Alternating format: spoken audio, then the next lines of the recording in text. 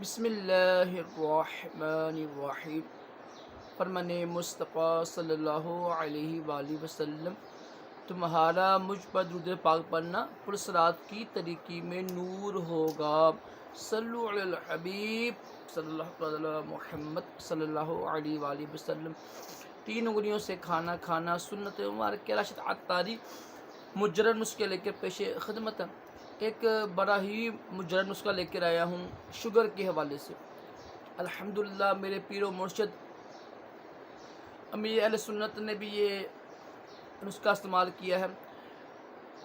یاد رکھیے گا کہ جو بھی نسخہ ہوتا ہے، علاج ہوتا ہے نا، یہ جو آپ کا طبیب ہے یا آپ کا حکیم ڈاکٹر ہے نا، اس سے پوچھ کر تب ہی کرتے ہیں۔ اگرچہ حدیث پاک میں بھی کوئی علاج آیا ہو نا، وہ بھی نہیں کرتے ہیں، کیونکہ ہر بندے کا مزاج مختلف ہوتا ہے اور جڑی بوٹیوں کا مزاج مختلف ہوتا ہے، تو یہ بڑی اہم چیز ہے۔ تو نسخہ دیکھیں، جو شوگر ہے نا، شوگر کے حوالے سے یہی عرض ہے، ایک تو اس میں پرہیز کی جائے، پرہیز کرنا بہت ضروری ہے۔ لوگ پرہیز کرتے ہی نہیں ہیں، جو دل کیا کھا لیتے ہیں۔ تو شوگر میں پرہیز بہت ضروری ہے۔ کچھ لوگ کہتے ہیں جی یہ اس کا علاج نہیں ہے، یہ غلط ہے۔ دنیا کی ہر بیماری کا علاج حدیث پاک کے مطابق ہے، سوائے موت کے ہر بیماری کا علاج ہے۔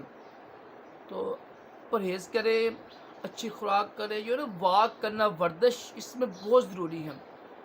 تو شوگر اتنی بہت بڑی بیماری نہیں ہے جو لوگوں نے بنایا ہوا ہے۔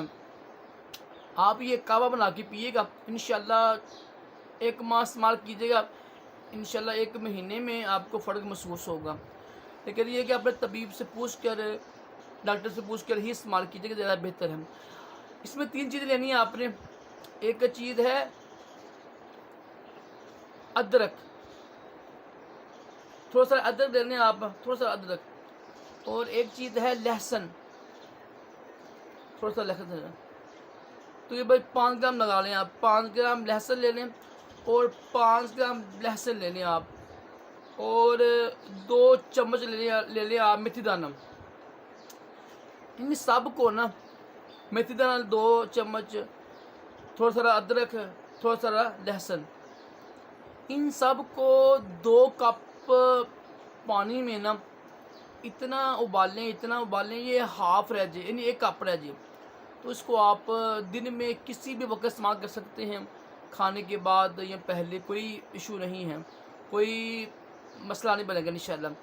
تو یہ استعمال کیجیے گا، کھانے کے بعد زیادہ بہتر ہے۔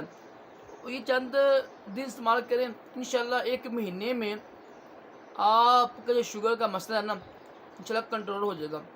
مجرب ہے، لازمی کیجیے گا، اپنے طبیب سے پوچھ کے۔ اللہ پاک ہم سب کو شوگر اور تمام جسمانی روحانی بیماریوں سے محفوظ رکھے، دونوں جہانوں کی بلائیاں عطا کرے۔ صلو علی الحبیب صلی اللہ علیہ محمد صلی اللہ علیہ وآلہ وسلم۔